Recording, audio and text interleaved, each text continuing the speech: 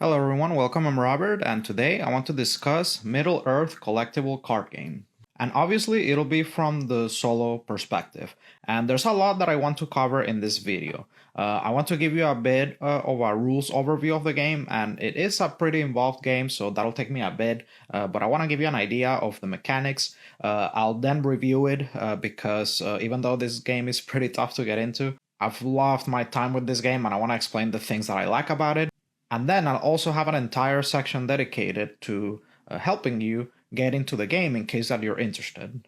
So everything will be timestamped, so feel free to skip the game overview or review if you just want to get into the how to get into the game section, including purchasing advice and everything. So yes, with that, let's go ahead and get started. So, Middle-earth collectible card game. So this is a trading card game that has been around since the mid-90s, and I've heard about it on and off for some time. And that's because it is soloable out of the box, as crazy as that sounds for a TCG from the 90s. There is one other example of this that I'm aware of, and that's Tomb Raider collectible card game, which I've talked about in the past, which is also soloable out of the box, and I was actually a bit impressed with that game as well. So I've spent the better part of the last couple months going through the process of getting into this game, and it definitely wasn't easy. But like I said, I went through a lot of work to try to ease you into that process, which I'll get into later. So yeah, the game has been discontinued for quite some time, but it has a very strong community behind it, with tournaments every year and lots of discussion behind the game, even to this day.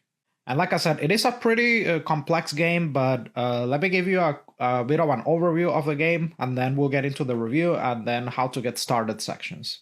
In Middle-earth, you control one of 5 wizards, and your goal is to control a company of characters and go around the land of Middle-earth, amassing forces from the Free Peoples in order to defeat Sauron. Now, the way that you amass forces in this game is calculated through marshalling points, which many cards offer. So, for example, in this starting company for my deck, there's already some characters that have a certain marshalling point value. When a card has marshalling points, it's shown on the top left corner. So other sources of marshalling points in this game include factions, items, and also allies. However, as you explore the land, you'll also face dangers, and many of those dangers will come in the form of creatures. Now, when you defeat creatures, they'll also offer a marshalling point value, and when you overcome them, then they'll go into your marshalling point pile and help you accrue marshalling points towards the end. Now, how many marshalling points you have to accumulate before you win is determined at the start of the game. In multiplayer, you have to decide how many marshalling points need to be collected before the end of the game is triggered. Now, there's also another victory condition where you can build a deck around tossing the ring into Mount Doom. So if you manage to do that, you win instantaneously, but yeah, you have to specifically build a deck around doing that. Additionally, you instantly lose if your wizard card, which is a very powerful character that you can play that goes into your deck, if it gets eliminated, you lose. Now, if you use the solo rules of the game that come out of the box, the way that you win, you basically just have to collect as many marshalling points as you can before you go through your deck twice. But this game is very modifiable and very sandboxy, as I'll explain later in detail. So you can simply set your own parameters for how many times you want to go through your deck, how big you want your deck to be, so that you adjust game length. And you can also set your own marshalling point goals as well. So now, how do you build a deck in this game? You need a starting company, and the way that you determine that is by adding up their mind values. You have a pool of 20 points of general influence that you start with, and then as long as this mind value among your starting company doesn't exceed 20 points, then your company is good to go. Now, it is possible for characters to also have this value right here, which is called direct influence. And this can be used so that these characters can then have their own followers, and by them having their own followers, then these followers don't subtract from your pool of 20 points of general influence. So if I add up all of the general influence values here, it adds up to 18. And it leaves 2, which I could fill up with the general influence pool, or I could just put under this character due to the fact that it has 2 points of direct influence. And that leaves me a bit of space later with those 2 points of general influence in case that I want to play other characters later. You can include character cards in your deck as well. Oh, and by the way, your starting company can also have 2 starting minor items to boost them. So it makes deck building a lot more interesting. Instead of just picking characters, you also have a plethora of minor items that you can choose from to boost your characters. So this dagger makes Imrahil a bit better in combat, and this Elven Cloak helps Mary avoid combat in wilderness areas, right, for example. So, and there's tons of other minor items that can be strategically used to exploit your character's strengths. So that is your starting company. You also have to choose what wizard you want to play as, and you can include up to 3 copies of him into your deck. Now, what other types of cards go into your deck? Well, the main type of card that you're going to be playing is resources. So there's 2 kinds of resources, basically. There's resource cards that provide marshalling point value, and these are what's going to dictate where you go, okay? Because resource cards can be played at specific locations. You can't just play them from your hand and that's it. You have to go to locations where you're able to play them, and that's what's going to motivate you to move around the map. And the other type of resource card are going to be events and other tricks for you to overcome the dangers of Middle Earth. So it is very important that a substantial amount of cards in your deck include combat tricks and other cards that aid your company. You don't want to have a hand just full of marshalling point cards which don't offer any value during combat unless they've been played on your characters. And as I said, you're also going to include character cards in your deck as well. Sometimes your company characters might die or be eliminated or removed from play, so it is good to also have more characters for you to play. And there's also a mechanic where you split companies so that you can divide and conquer and have 2 companies moving around at the same time.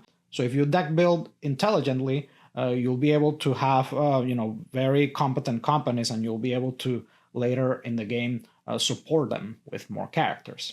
Now, wizard cards are one of the most powerful types of cards in the game because not only do they have good combat stats, they also have cool abilities, inherent abilities, but they also have a direct influence value of 10, and they don't subtract any general influence from your 20 points of general influence pool. So this means that effectively, once you play a wizard, you have another 10 points of direct influence where you can play more characters so that you have an even bigger company and they can follow it. So yeah, wizard cards are one of the most powerful cards in the game. But again, if it gets eliminated, you lose. Now in multiplayer, when you deck construct, you are supposed to include a hazard card in your deck for every resource card. Because in multiplayer, you have a big hand of 8 cards. So you're going to have hazards and you're going to have resources. And you're supposed to play hazards against your opponent.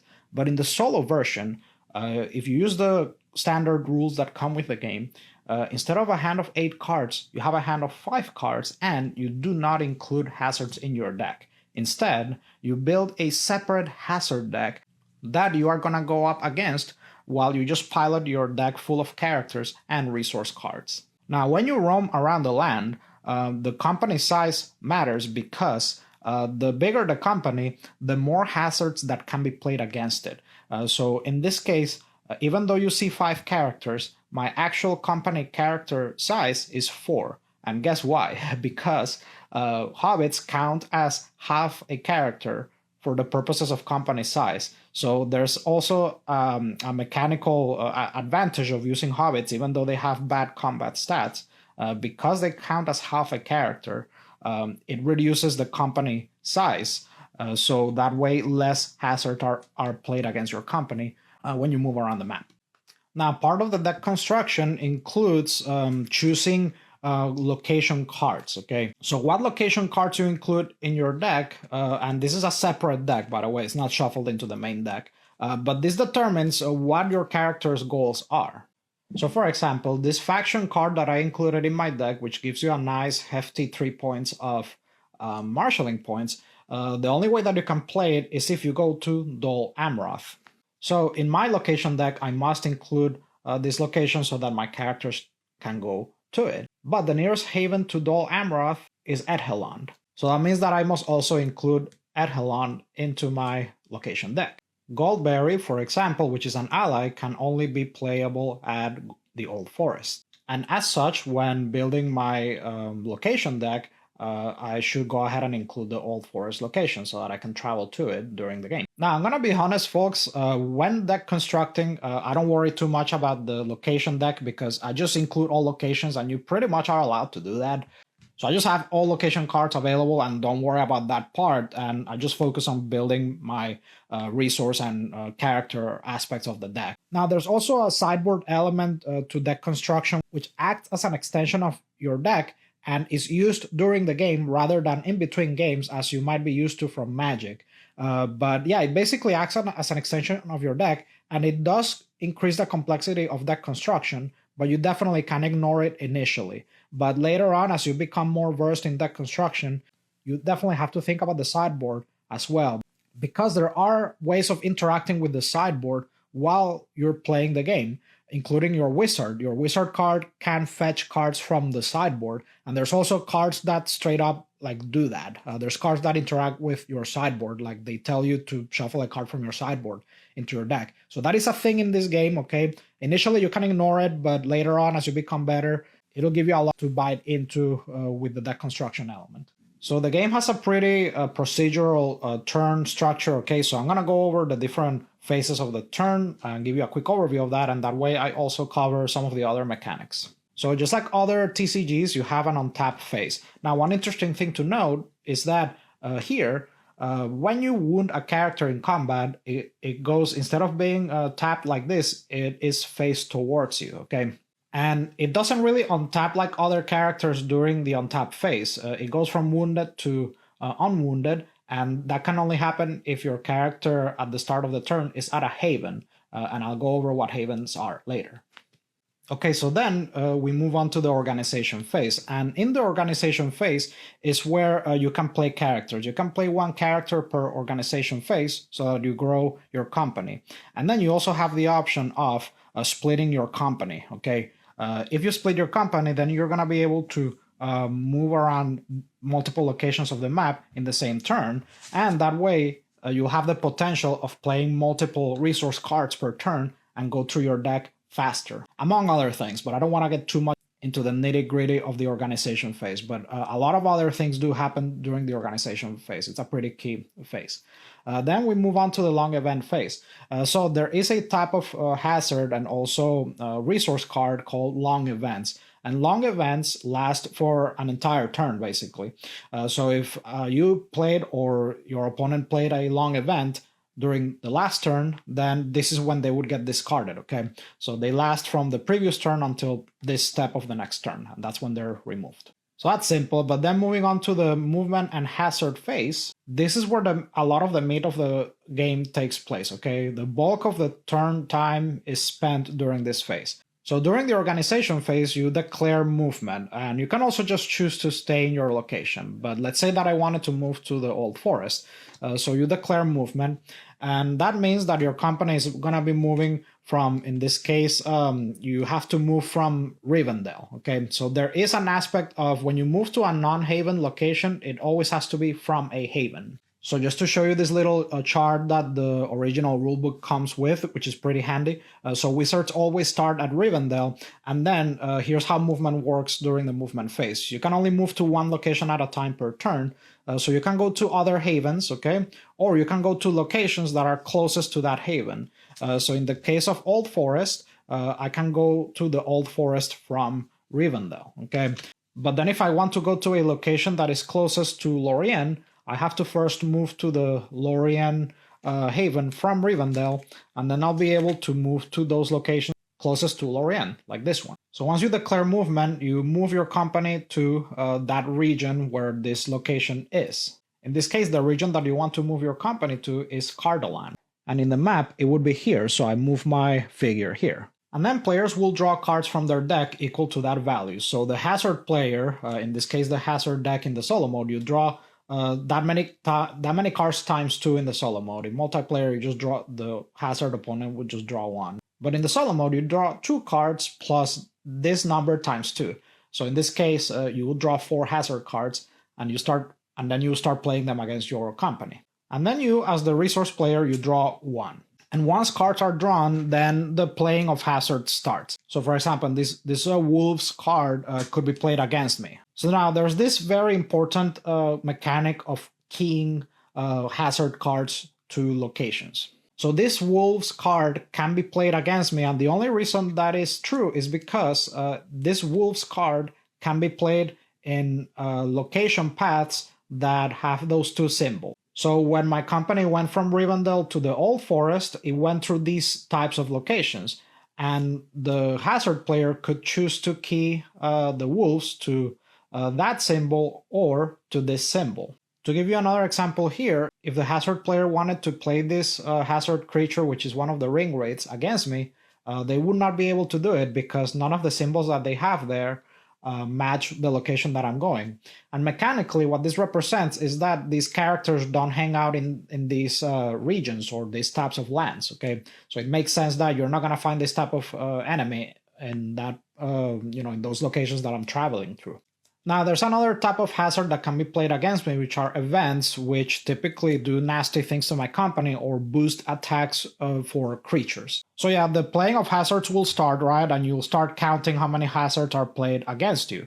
In the solo version of the game, the way that I do it, and I've read that other people do it this way, you basically draw the amount of cards that I explained earlier, in this case 4, and then you just draw from this pile and resolve them one at a time against you. In this case, it would have been super easy. It's just a creature that's that is keyed to forest. So there's no contest as to whether you face this creature or not. And then you resolve combat, which I'll get into in a second. So once you reach the hazard limit, in this case 4, no more than 4 hazards can be played against me. Or once you go through the pile, whichever comes first, then that hazard step is completed, and then you can move on to arriving at the site. Now let me give you a quick example of combat. So let's say that I face these wolves on my way there. So the way that combat works is when a creature is played against you, it's going to have a prowess value, it's basically their attack value, and then it's going to have a amount of strikes, in this case 3 strikes. And I like using these red cubes to keep track of strikes. So as the defending player, you're going to be able to assign strikes to untapped characters in your company. Now, one thing that'll happen frequently is that your characters are tapped for combat reasons or to use their abilities. And if all of your characters were tapped, in that case, the opponent chooses which character to assign the strikes to, which can be devastating. So there is a very important strategic element of having untapped characters so that you have some choice in where your strikes go in combat. But anyway, let's say that my company was untapped. So I'm going to assign them to these characters, which are the best fitted for combat. And then what will happen is that you will resolve a strike sequence for each character individually. And there's a lot that is involved in that, okay? I don't want to get into the nitty-gritty. But the short of it is that you basically will roll 2, okay? And then you'll add up this value, and then you'll add up your character's prowess. So once you add those 2 and other bonuses like this dagger, which gives it +1 prowess, right? You add up all of that, and as long as you overcome the creature's prowess, you successfully defeat the strike. And you repeat this sequence for each character. Now, let's say that for this character, which has a prowess of 4, I roll Snake Eyes, right? So that means that the character is wounded, okay? Now, when a character is wounded, as I explained earlier, it'll face you. And that's when the body value there comes into place, because when a character is wounded, you have to do a body test to see if they're eliminated. And if this value is higher than the body value, then your character is eliminated. Thankfully, it was not. And if all 3 strikes are defeated successfully, again, meaning that when you resolve each strike, you roll higher than the prowess value, then you have successfully defeated this hazard, and it will go into your victory point pile. Basically, the marshalling points that you see there are going to be put here next to your marshalling point pile. So there is some reward for defeating the hazards of Middle Earth while traveling. All right, and once you've played hazards and resolved combat, then you move on to the side phase. In the side phase is when you play your resources from your hand. Now you can basically only play one resource from your hand per side phase, and in this case Goldberry, we went to the forest to be able to play Goldberry, and in the case of an ally it's pretty simple. With any resource that you play you have to have an untapped character. So you tap a character and you play, in this case an ally, you play it as a follower to this character, okay? And when you play a resource, you also have to tap the location, and you can't play resources on a tapped location. So this means that if I wanna play another resource from my hand, I have to return to Rivendell in this case, which is the closest haven, and then go to another location from my location deck that hasn't been tapped.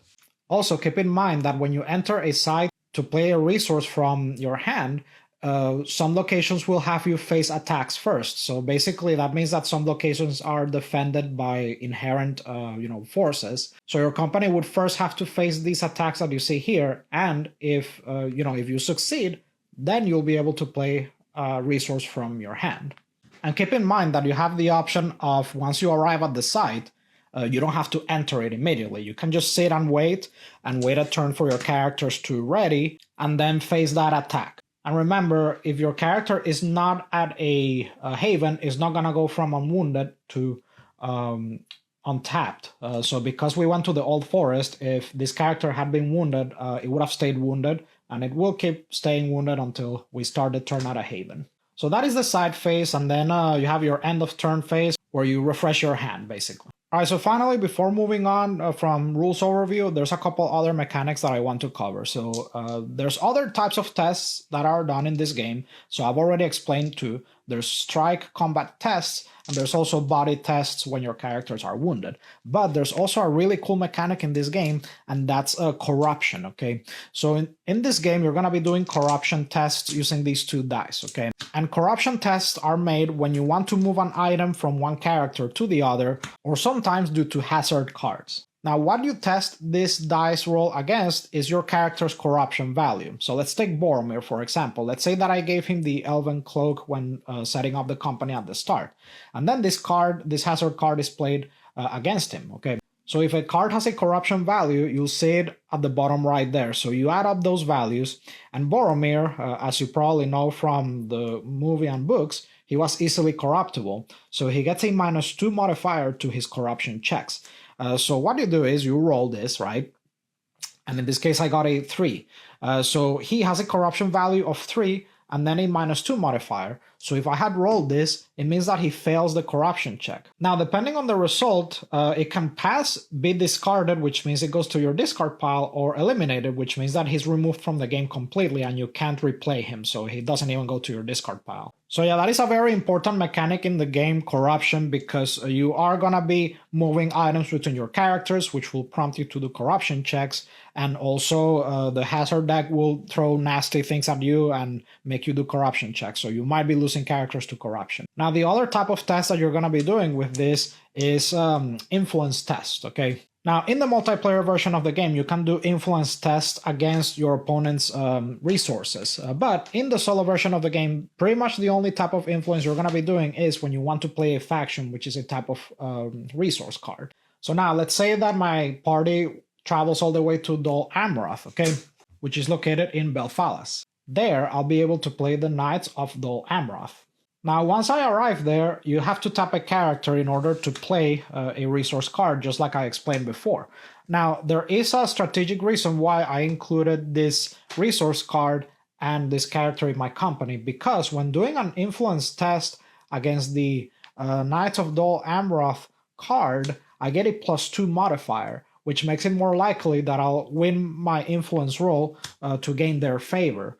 So here, as the card explains, it can only be played at Dol Amroth, okay? So I tap this and tap my character, and then you roll, okay? And as long as this roll with the modifiers adds up to more than 8, then I'll be able to successfully play this faction into my marshalling point pile. Now, there's other modifiers, so there's the +2 that I explained earlier, right? This character just has a +2 against this, but also there's other smaller modifiers that are indicated here. So if the character is a Dunedain, it gets a +1. and this character does happen to be a Dunadan. So you do +2, +1, plus this, and also any unused direct influence. So if this character was not a follower, I would have another 2 direct influence bonus to that. So yeah, as long as that adds up to more than 8, then you're good to go, and you've gained the favor of the Knights of Dol Amrath. So yeah, those are the types of tests that you do in this game. Okay, so that was the game overview. Now let's get into the review and why I like the game so much. So first, let's start with the positives. So first and foremost, folks, I have to point out just how incredibly unique this game is, okay? And I've played a lot of games, and, I've only been in this hobby for like 5 years, so I don't have as much of a framework compared to other people who've played like thousands of games, but I've played hundreds of games, okay? And I'm telling you, this game is unique as heck. And one thing I really appreciate about it is that it doesn't try to copy Magic the Gathering like other trading card games do. There are definitely a couple of little similarities, like the untap step and all of that, like the events. Like combat's not like Magic at all, but the playing of combat tricks and the untapping of characters, that really is about where it stops to me, honestly, because other than that, it's like so different from Magic. But yeah, like every TCG tries to be like Magic, this one really doesn't do that, which I appreciate. Second is the fact that I love how this game feels like an Overland exploration game in card form. It really gave me some, like Runebound. Assuming that you print the map, of course, because one thing I didn't mention earlier is that, believe it or not, initially, instead of the map, what they gave you with the starter decks are these region cards that you move through, which is crazy, instead of using an actual map. But of course, everybody prefers using the map. So using the map and then using your location cards on deck, it really feels like a Overland exploration board game in card form. This game could have easily been an actual board game rather than a TCG, but because everybody on the Mama was trying to make a TCG back in the day, of course, this is the business model that they went with, which it can be a bit of a detriment to the game. But if you have a decent enough collection, like it's not really a problem. And on that note, you actually don't need a big collection to play this game, okay? I repeatedly read this while browsing about the game and reading what people said about the game, and it is 100% true, and I want to echo it. You do not need a vast collection to enjoy this game. You really can have a lot of fun just by buying bulk uncommon and common cards and printing the occasional rare and proxying it. Now, I have to say, folks, the deck construction in this game is absolutely superb, okay? It is so much fun. Now, do keep in mind that when you deck construct for solo, you ignore adding hazards, okay? So it definitely warps how deck construction works a bit compared to multiplayer. Also considering that you have a hand of 5 cards instead of 8. And you can have fun building decks from a limited pool, and I can tell you that I definitely had, because here's what happened. I ordered a bunch of bulk common and uncommon cards, and then I proxied enough rares and uncommons so that I could have a playset of the Wizards set, which is the original set. So I built decks both using my complete playset, but I also built decks with all of the leftover cards that were left behind after I assembled my playset. And I had a lot of fun just building cards from a limited card pool from the leftover cards, basically. It really gave me some Magic the Gathering kitchen table vibes, just having fun, trying to build the best deck that I could with the limited card pool I had. And it still was fun to play once I piloted it. So it was just fun. A deck construction can start from a thematic standpoint. You can build thematic decks or you can build competitive decks. And it can start with something as simple as you see a card like the Arkenstone, which is what happened, right? In my case, I saw this and it's like, okay, yeah, I'm building a dwarf deck. That's where it started, because this card gives you a lot of more marshalling points if you play it on a dwarf character, and that has some drawbacks too. But it really was that simple. I saw this card and I started building a deck around it. So many such cases here with tons of the cards and characters and a lot of the mechanics, and also some of the synergies between factions, and also puzzling with the numbers of mind value and also direct influence value. So you can create powerful lineups of characters to start with, and also plan out how your company will grow with the characters that you include in the deck. So there's many angles, folks. Also thinking about which resources you should include, like the example I gave you earlier, including resource cards that synergize with your characters, like this faction, which this character has a bonus when you do an influence test. So things like that, folks. There's many, many layers to this, even considering the fact that you don't include hazards in your deck anymore because you're not playing multiplayer. But there's also a fun element of constructing a hazard deck to go up against, okay? Now, I kept it relatively simple. I basically included like one copy of almost every hazard card, and also some copies I added duplicates of things like common things like, common orc parties, wolves, brigands, little things like that. I added two of just to increase the size of the deck. And also just thematically, those are things that you'll probably find very commonly. And it feels pretty balanced. It's like a bit over 160 cards total for the hazard deck. And I do recommend you don't make the hazard deck too brutal against you unless you have a super competitive deck. I found that adding too many creatures that will always be keyed to locations made it super difficult to explore. So it is okay if you include creatures that will not always be keyed against your party when you travel to certain locations. It's okay if you don't hit the hazard limits, what I'm saying. But I mean, if you want it to be super brutal, you can just tailor a hazard deck against each deck that you construct. But I personally don't like doing that. I just want to focus on my player deck, and then I have a general hazard deck that I always use no matter what. And this game, folks, is just super immersive and fun. I had a hard time pulling myself away from the table once it finally clicked, which it was a bit of a struggle, which I'll get into later. But yeah, it is a bit of a struggle to get into the game, but it wasn't clicks, man. It is just so immersive, and it is just a beautiful experience. I have loved it so much. And next, I want to point out the presentation of the game, okay, and the art. Look at the art, folks, and I love that they used artists from Magic the Gathering. Does this look familiar, Susan Van Camp? I definitely know who she is. Does this illustration look familiar? Yeah, look at that, right?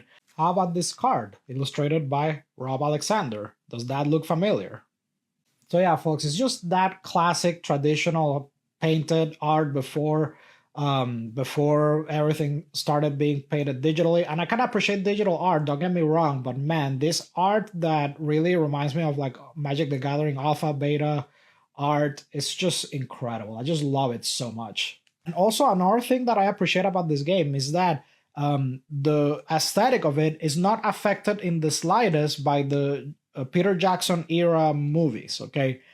This was released before those movies came out, and because of that, it remained unique in how it looks, because I'm sure that if the movies had come out, this would have looked too similar to the aesthetic of the movie. So I really, really appreciate how this was original in that regard. Okay, next is the sandboxy element of this game. You really can tailor this experience to make it however you want. Now, some people might find it a detriment that the solo rules that are included in the game out of the box might be a bit vague in some areas. I do try to fill in some of those blanks in one document that I'll talk about later when helping you start with the game. But the advantage of the rules being a bit loose is that you can just tailor the experience to however you want. You can choose how you handle hazards against yourself when playing them. You can choose the deck size. You can set goals for how many times you want to go through the deck before the game ends, how big you want the deck to be, and use that as a timer. You can create what-if scenarios and make unlikely character pairings. So this game has a really, really cool sandboxy element, and it does benefit from you having a sizable collection when it comes to the sandbox aspect of it. It is a very malleable system, and I just really appreciate that. Next, I want to point out the fact that this plays amazing just pure solo, even with the official rules straight out of the box, okay? You don't need to two-hand this. You might see playing the hazards against yourself in the worst possible manner, like a two-handed element to it. I'm telling you, folks, it really doesn't feel like that, because you really don't have to do mental gymnastics when playing hazards against yourself. There's like an obvious way that you play them against yourself if you reveal them one at a time. So the hazard deck really doesn't feel that much different from how you play encounter cards against yourself when playing Lord of the Rings LCG or something like that. It's pretty self-evident when you reveal hazards how they should be applied to your company. And obviously, I have to also point out that this does justice to the Tolkien themes and setting. I love the corruption element of this, by the way. I love how they have implemented things thematically, like Boromir being more corruptible, how halflings count as half characters, little things like that. It's just amazing. But yeah, it really does justice to the source material. It's excellent. Even though I'm not a Tolkien scholar or anything like that, okay, I'm almost like normie tier in that department, but Yeah, I mean, I don't think I need to be a Tolkien scholar to tell you this really does justice to the source material. It's really good. Okay, so now I want to get into some potential cons. So the first and most obvious con for this game, folks, is just how brutal it is to learn, okay? And again, I went out of my way and did some things that will hopefully help you. I'll talk about that later. But yeah, trying to get into this game, and I did ask on the forum what the best way to get into is, and people were helpful and gave me some tips. But even then, it's just a very scatterbrain experience, like going and fetching all of these resources. Reading the rulebook is brutal. There's many rules in this game, man. And it has a rigid turn structure, but then you have sub-sequences that happen. So when you go into the movement phase, then combat happens, and then a body check can happen. Like all of these sub-sequences can happen, and it's very easy to miss details. It will be a while before you play this game properly. There's many rules that are easy to miss. And let me tell you, like, I've had to read the rulebook multiple times. This rulebook and the fan-made Council of Elrond rules, I had to read them multiple times, and I'll explain why later. I normally don't have to. I normally don't read rulebooks that many times, but I had to because I was working on some documents to help you. Okay. But even after I read rulebooks multiple times, I was still referencing the rulebook regularly because there's little details that can be forgotten. And yeah, there's many nuances. There's many rules that are easy to miss. So yeah, you're not going to be playing this game correctly like anytime soon when you first play it. But it is worth it. And even if you played wrong initially, that's fine. There's still a lot of fun to be had. But yeah, read the rules very carefully and take your time with this. Hopefully the things that I put together will help you. Okay, second thing is potential con is the fact that it is a TCG model, which is unfortunate. I know that that's a non-starter for a lot of people. So yeah, you're going to have to collect a certain amount of cards to have, some decent pool for you to play with. But yeah, it's a TCG model, and it is a bit of a detriment to the game, unfortunately. So yeah, TCG model, obvious, but have to point it out. I have to list that as a potential con. And then finally, the other thing that I want to point out is that I think that the game can outstay its welcome a bit when it comes to the game length, okay? But now that will depend on how you build your deck, because personally, when building decks and planning company lineups, I personally preferred 30-card decks so that the game would end up a bit quicker. I prefer the quick Middle-earth romp with just one company.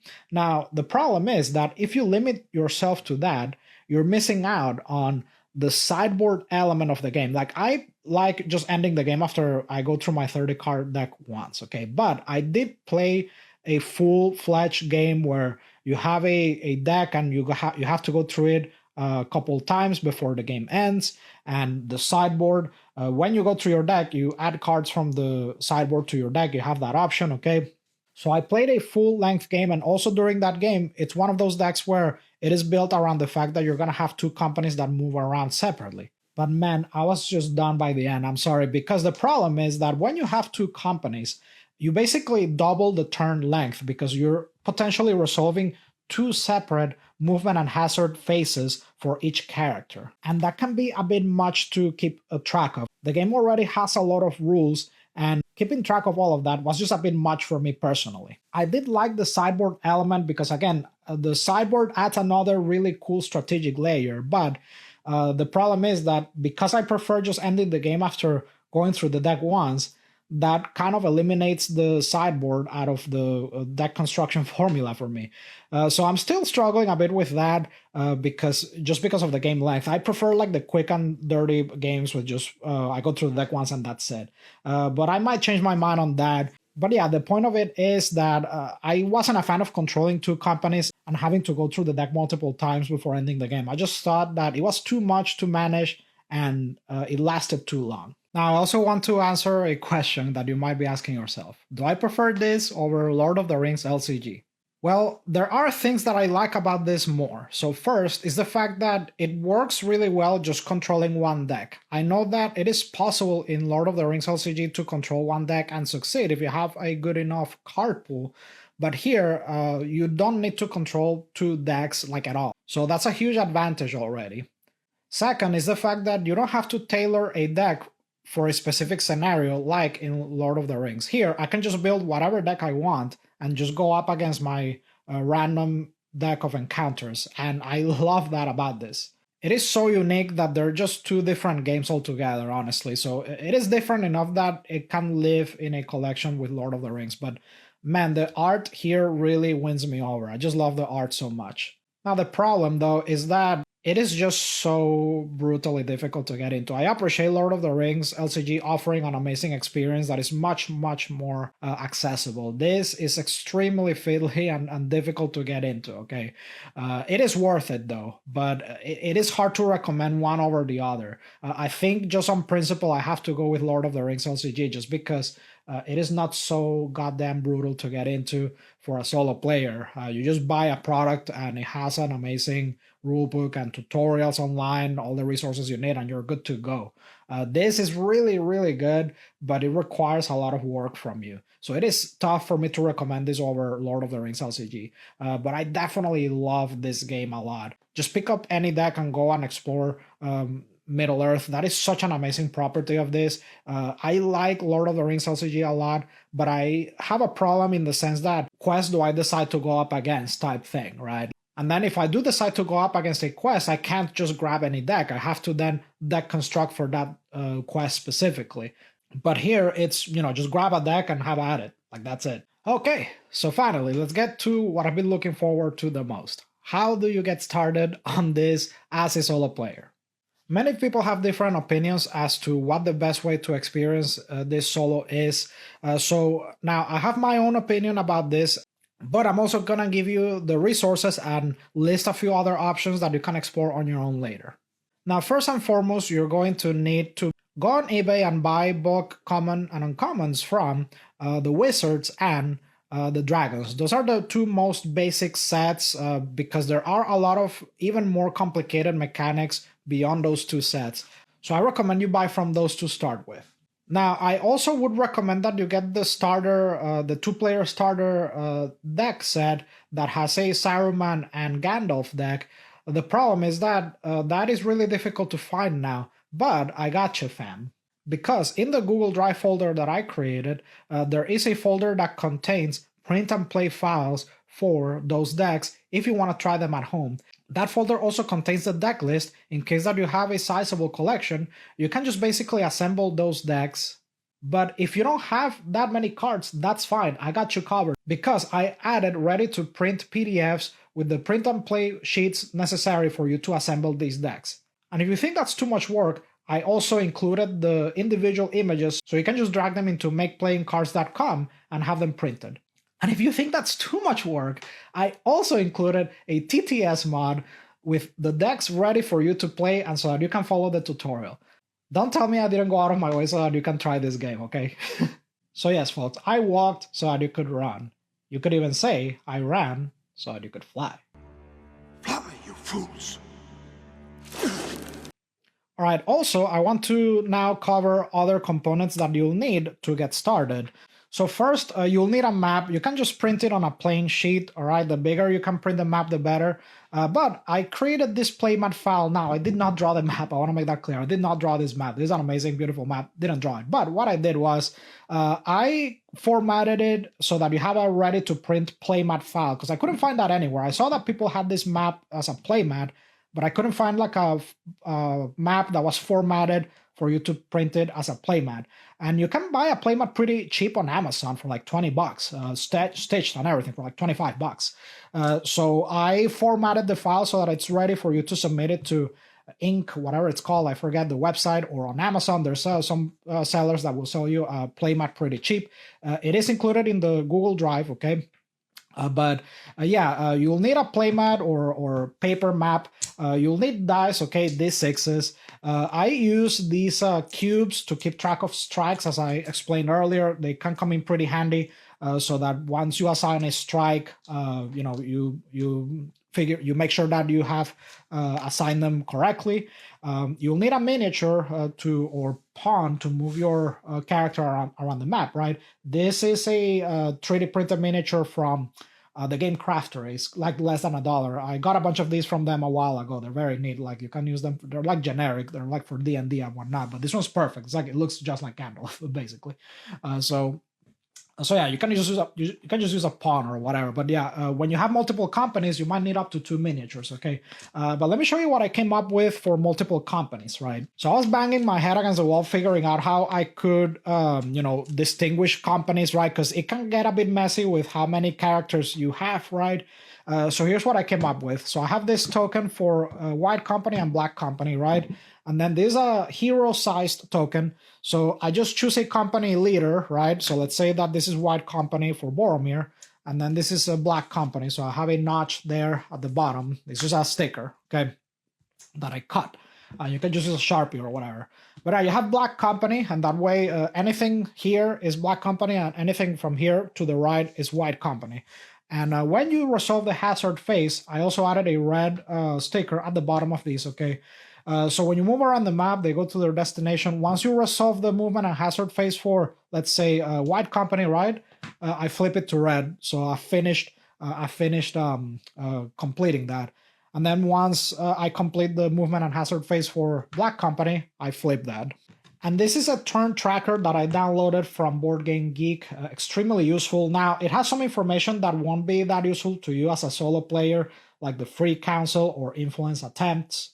But this is pretty handy, okay? Just having a turn structure that you can follow here. And as I've shown in other videos, you can use a little clip to keep track of the turn structure. But you have to very meticulously keep an eye on the turn structure in this game, okay? So that you know where you're at in the turn.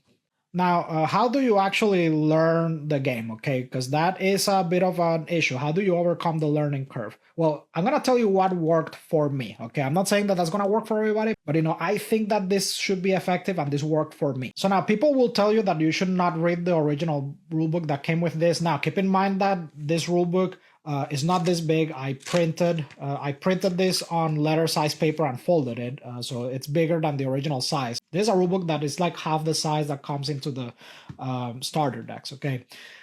But folks, I have to say, even if people tell you not to read this, I think you should read it at least once, okay? Just go through this, and it's gonna be brutal.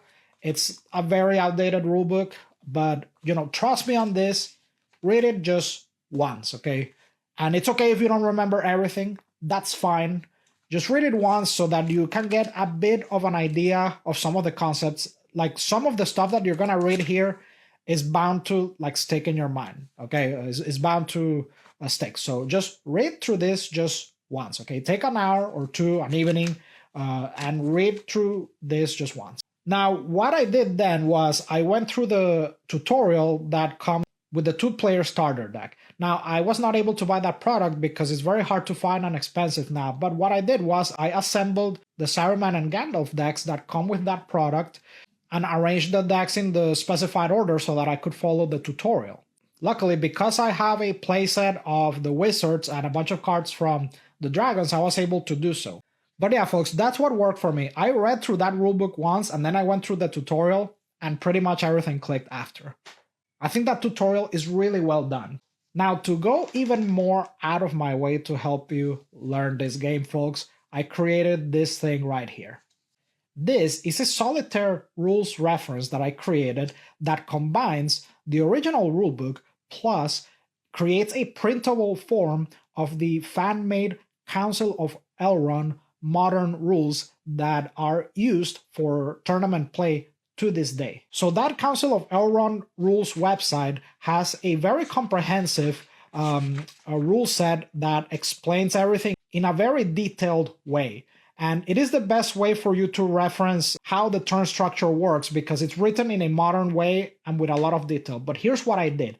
I removed a lot of the rules that you're not going to care about as a solo player, okay? And I also modified some of the things that are written so that it's in line with the official solo rules, like hand size, for example. Anything that refers to hand size being 8, I modified it to 5.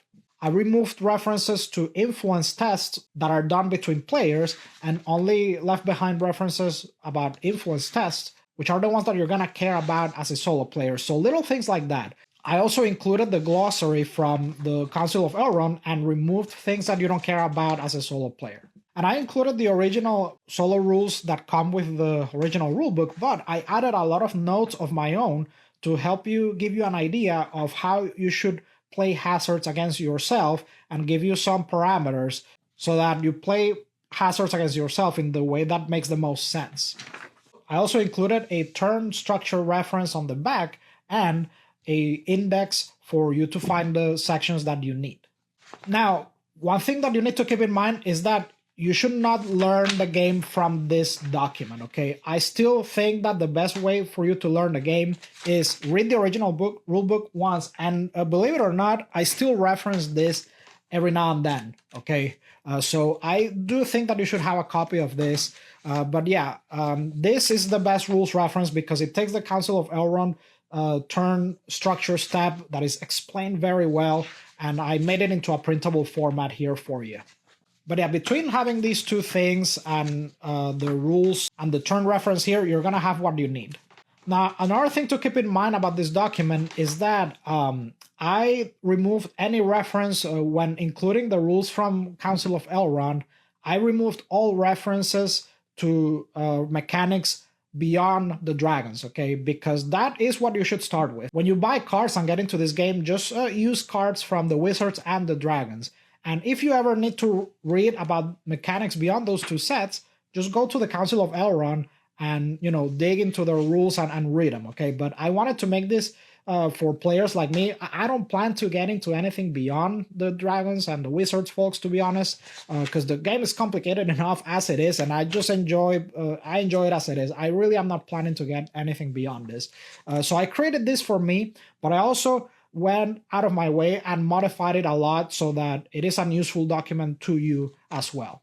So yeah, as far as cards that I've acquired, like I said, I have a playset here of the wizards, but I printed a lot of proxies from Make Playing cards. So I spent about $100 in bulk cards from the wizards and the dragons, and then I ordered from Make Playing cards so that I could complete a playset. And this is how I organized. This game is difficult to organize, by the way. It was a bit of a challenge because I can't just put all resources in one category. There's resources that are very, very specific for certain things. Like, for example, there's an entire category of resources that revolve around ring mechanics, and not every deck uses rings, right? So I made its own category for rings. There's cards that are only used by wizards, so I want to keep that separate. But then there's items by category. There's major, minor, and all of that. And then there's factions specifically.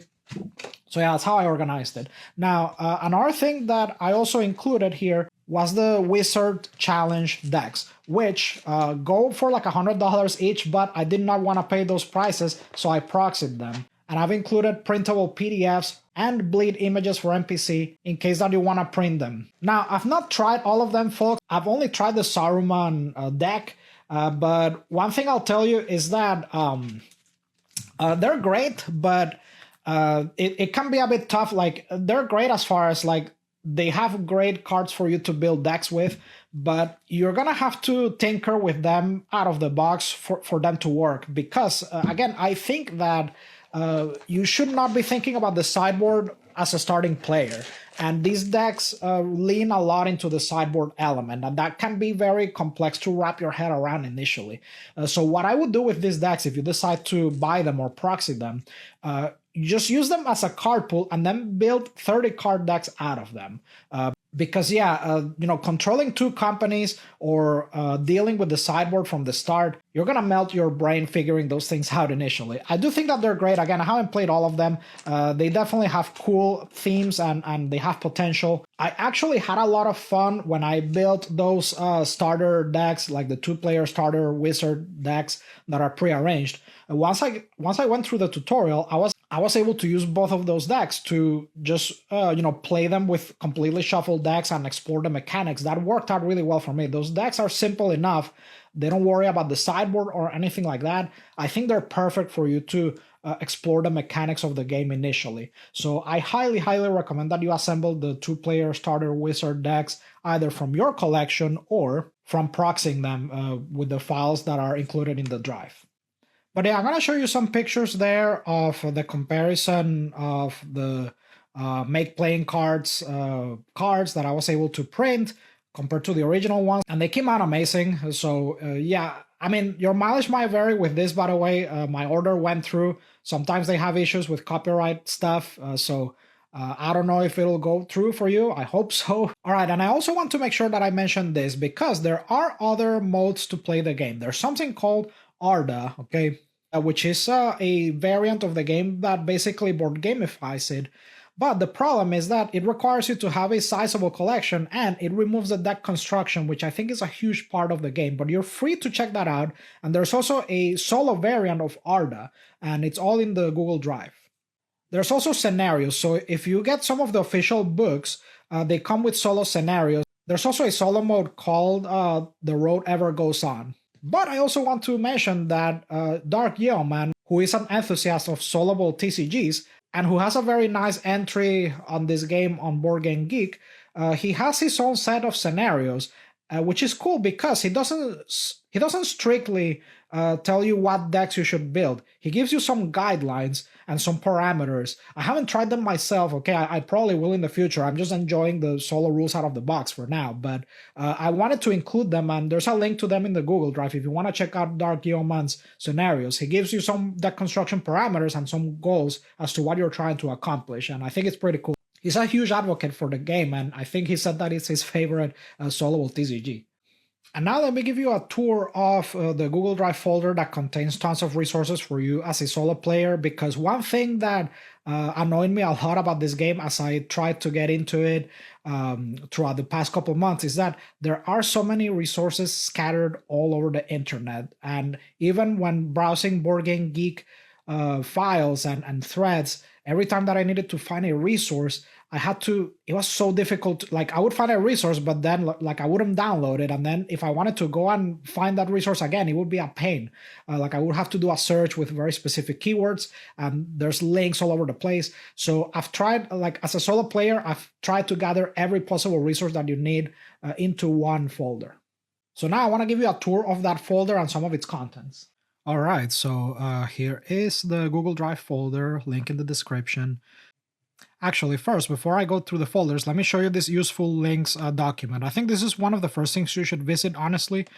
Here I have an aggregate of a lot of the resources that I kept frequenting, like Council of Elrond and ME-CCG.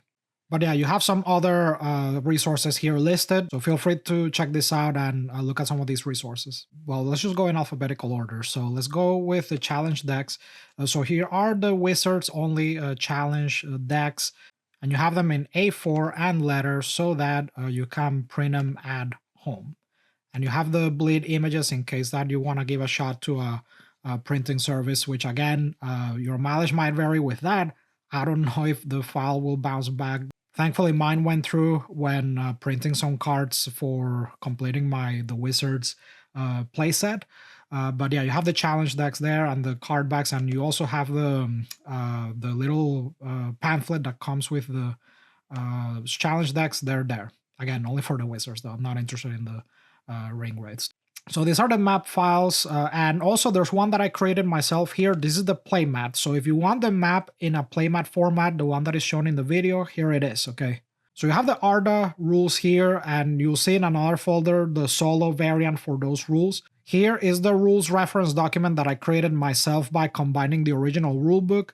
This, again, specifically made for solo players, so there's lots of things that are adjusted, but they should work as a great document for you to reference the turn steps in detail, okay? Again, I don't recommend that you use this as your starting document for learning. You should use the tutorial from the Wizards two-player starter deck. I'll get into that folder in a second. But yeah, print this out once you become familiarized with the mechanics. And then you have the cheat sheet. It is also partially on the back of the reference document that I created. You are not going to need all the information that you see here. I also included the original rulebook that comes with the Wizard starter decks just for the heck of it. And this is a Wizard's Companion document. I have not gone through it myself, but it comes with some solo scenarios and whatnot. Then there's also a simplified rules document. I didn't use this myself, but some people recommended it for new players, so I threw it in there.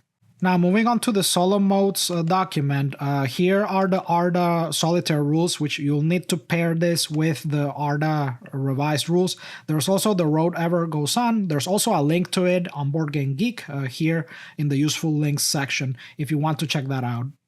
Okay, so here is the folder for the starter set Wizard 2 players. You have a link to the TTS mod. You have the tutorial sheets here so that you can follow along once you arrange the deck, either from the printed deck or if you want to do it with your own collection. You have the deck lists here for each deck, how you should arrange them, and also the contents of each deck if you want to build the deck. And here's the print and play files if you want to have it printed at home or if you want to give it a shot at MPC. Again, not guaranteed that it'll go through. I included numbered and blue bordered versions of it. You have A4 and letter versions for you to print of each deck. There is a numbered version so that you have the numbers like the original deck does, but there's also a blue bordered version without numbers in case that you want to include this in other decks. Like if you find the numbers ugly and you want like the blue bordered look, you have that version as well. And the tutorial is probably something that you'll only do once, really. So yeah, if you decide to print this instead of the white bordered or gray bordered numbered version, then you can use these cards as proxies. And again, you have the bleed versions here as well, if you want to give that a shot. And finally, if you want to proxy cards from the original set, here are the bleed cards for each of those. And good luck with that. Don't know if it'll work for you. Alright folks, so to give you some final thoughts, I think this game is freaking incredible. It was totally worth it, the amount of work that I went through it, but I really want people to try this game out. It can be incredibly intimidating initially, and just because of how scattered everything is. So hopefully with the rules reference that I created and the resources that were put together in the Google Drive, and a lot of the advice that I give you in this video, you'll give this game a shot. I think it's a remarkable game. It's so unique. The deck construction is amazing. It's so thematic. The illustrations are incredible. And that's just the solo version. When I was looking at how the mechanics work and how the deck construction works, I can picture this being an incredible multiplayer game, okay? I do think that it can last a while because when I saw how involved the turn steps are, and how big the decks can be, yeah, man, like, I think a multiplayer game of this lasting 4 hours, like, that's probably, like, normal, but it looks so much fun, man. Yeah, like, I can see why it has a strong community to this day. But yeah, I hope that you found everything that I've shared here useful, and again, I really hope that you give this game a shot. I want to thank you all so much for watching. If you have any comments, questions, feedback, go ahead and put them in the comment section. And if you enjoyed this content, make sure to like and subscribe, and I'll see you in the next one.